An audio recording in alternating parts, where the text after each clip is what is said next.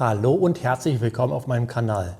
In diesem Video wirst du die Reparatur des Schiebedachs sehen, die ich an einem Mercedes W201 durchführen werde.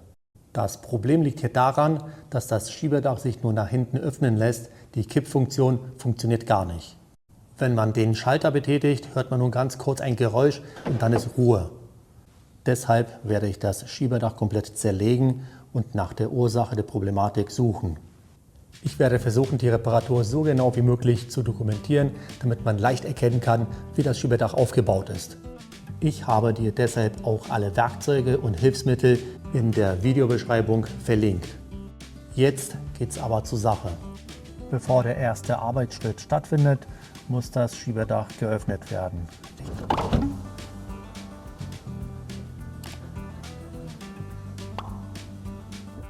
Sollte das Öffnen nicht möglich sein, kann das Schiebedach auch im Kofferraum manuell mit dem Notkurbelantrieb geöffnet werden. Dafür wird ein Steckschlüssel mit der Schlüsselweite 16 mm benötigt. Ich beginne mit dem Entfernen der Verkleidung, die an 4 Stellen verklipst ist. Dafür benutze ich Spezialdemontagewerkzeuge, die ich dir in der Videobeschreibung verlinkt habe.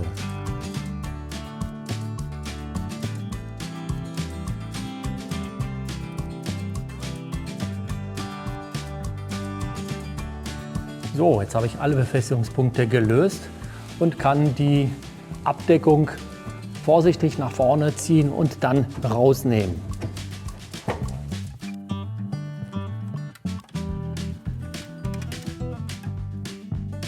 Und so sieht es von unten aus. Hier kann man ganz gut die Befestigungspunkte erkennen. Im nächsten Arbeitsschritt werden die Gleitschienen entfernt, die sich auf der linken und rechten Seite befinden. Beide sind jeweils mit 4 Kreuzschlitzschrauben befestigt. Diese werden jetzt herausgedreht.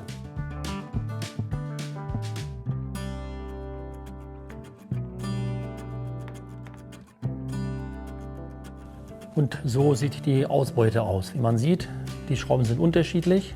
Die 3 sind gleich. Die erste hat ein metrisches Gewinde und wird praktisch hier ganz vorne befestigt. Beim Zusammenbau müssen sie selbstverständlich genauso eingebaut werden.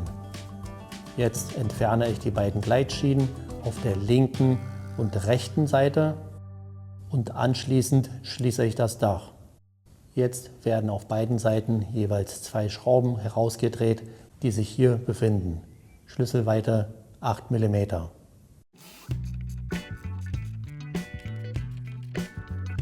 Ich habe das auf beiden Seiten erledigt, jetzt kann der Deckel entnommen werden. Damit der Lack auf dem Dach nicht beschädigt wird, habe ich den betroffenen Bereich mit einem Tuch gesichert. Jetzt kann es losgehen.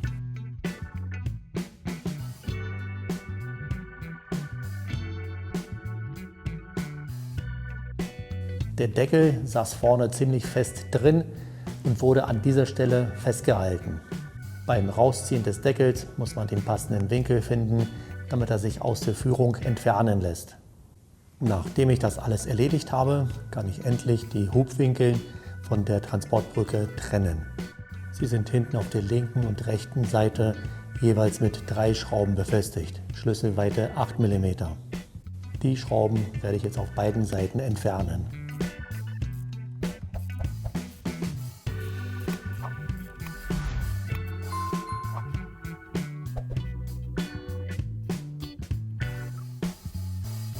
Auch dieser Arbeitsschritt ist erledigt. Die Schrauben wurden auf beiden Seiten entfernt. Jetzt kann die Demontage im vorderen Bereich fortgesetzt werden. An dieser Stelle wird ein weiterer Befestigungspunkt gelöst. Dafür muss der Hubwinkel nach vorne verschoben werden, bis zum Anschlag. Und dann muss man ihn aushängen.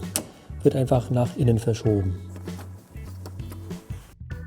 Und wenn er sich in dieser Position befindet, kann man hinten die beiden Teile trennen.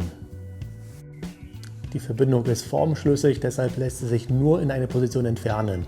Hier sieht man die Bohrung mit der kleinen Nut und das Gegenstück sieht dementsprechend genauso aus. Ich habe die andere Seite genauso behandelt. Ich habe hier die Verbindung auch getrennt. Anschließend wurden beide Hubwinkel nach vorne verschoben und jetzt kann ich mit der Entnahme von dem gelösten Teil beginnen.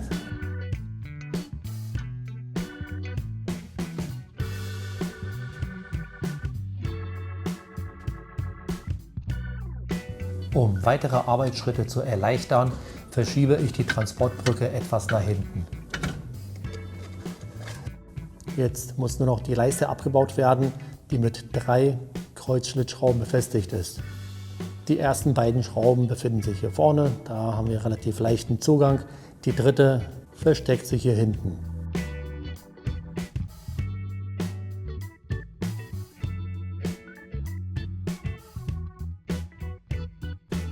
Und jetzt, nachdem die 3 Schrauben entfernt wurden, kann die Leiste rausgenommen werden. Genau das gleiche wird jetzt auf der anderen Seite gemacht. Jetzt kann der Hubwinkel entnommen werden.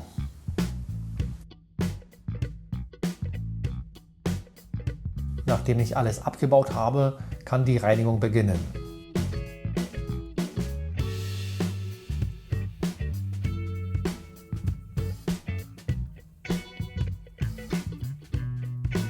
Und bei der Gelegenheit kann man auch die Wasserabläufe säubern. Die Spezialbürste habe ich dir in der Videobeschreibung verlinkt.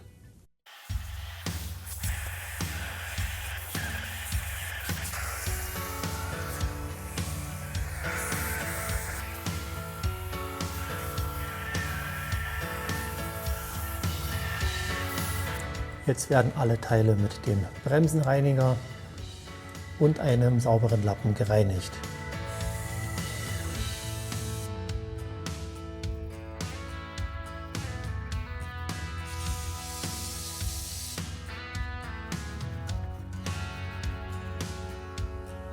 Und jetzt ist das Silikonspray dran.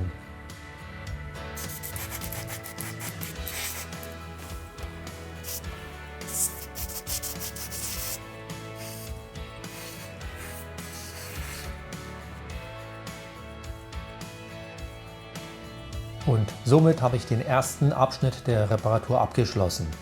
Weitere Schritte werden im nächsten Video folgen. Du kannst mir jetzt sehr gerne dein Feedback oder eventuelle Fragen in die Kommentare schreiben. In diesem Sinne, bis zum nächsten Mal.